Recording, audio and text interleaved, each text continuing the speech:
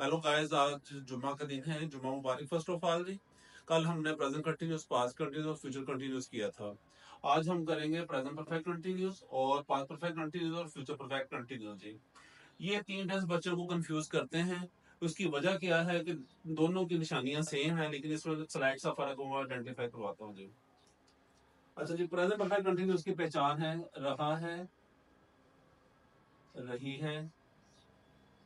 Past perfect continuous की पहचान है रहा था, रही थी, रहे थे, वगैरह वगैरह। फ्यूचर कंटिन्यूस की पहचान है रहा होगा, रही होगी, रहे होंगे, वगैरह वगैरह। सवाल आपका ये है कि सर आप कह रहे थे कल प्रेजेंट कंटिन्यूस की पहचान रहा है, पास्ट कंटिन्यूस की रहा था और फ्यूचर कंटिन्यूस रहा होगा। अब इन तीनों टेंसों में क्या फर्क है? प्रेजेंट कंटिन्यूस की पहचान में और प्रेजेंट परफेक्ट कंटिन्यूस की पहचान में इसमें वक्त का इस्तेमाल लाजमी होगा, वो इसकी आइडेंटिफिकेशन होगी। तीनों टेंसों में वक्त की बात लाजमी होगी। प्रेजेंट कंटिन्यूस में, पास्ट कंटिन्यूस में, फ्यूचर कंटिन्यूस में वक्त की बात नहीं होती, वक्त के बगैर होता है। इसमें हैव बीन वर्ब जो लगेगा, has been, subject plus has been या have been, is it form plus ING in plus objective. For example, वो सुबह से खत लिख रहा है। He has been writing a letter since morning.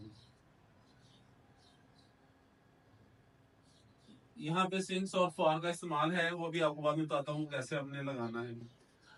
वो 1 घंटे से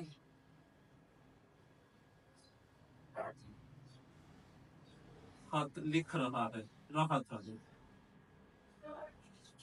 इसका हेल्पिंग वर्ब सिर्फ हैड भी लगेगा,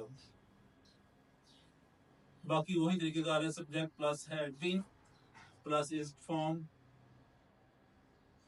प्लस आईएनजी प्लस ऑब्जेक्ट। वो 1 घंटे से खत लिख रहा था। He had been writing a letter for 1 hour।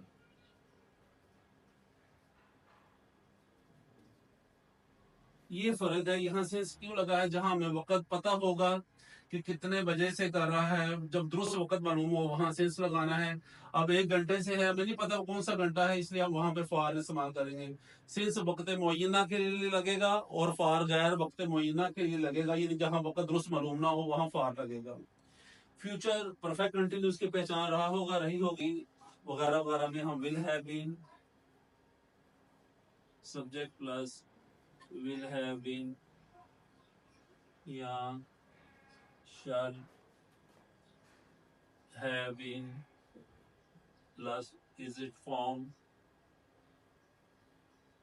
plus ing plus objective। वो 10 मिनट से हाथ लिख रहा होगा जी। He will have been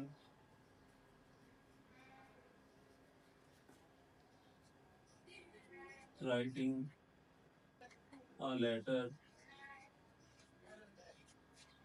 for 10 minutes जी।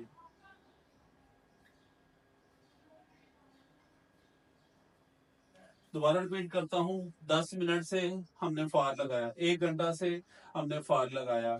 जब बात आई सुबह से, शाम से, 1980 से, वक्त दुरुस्त मालूम हो जाए, एग्जैक्ट मालूम हो जाए, वहां हम सिंस फार लगाएंगे, अदरवाइज फॉर लगेगा।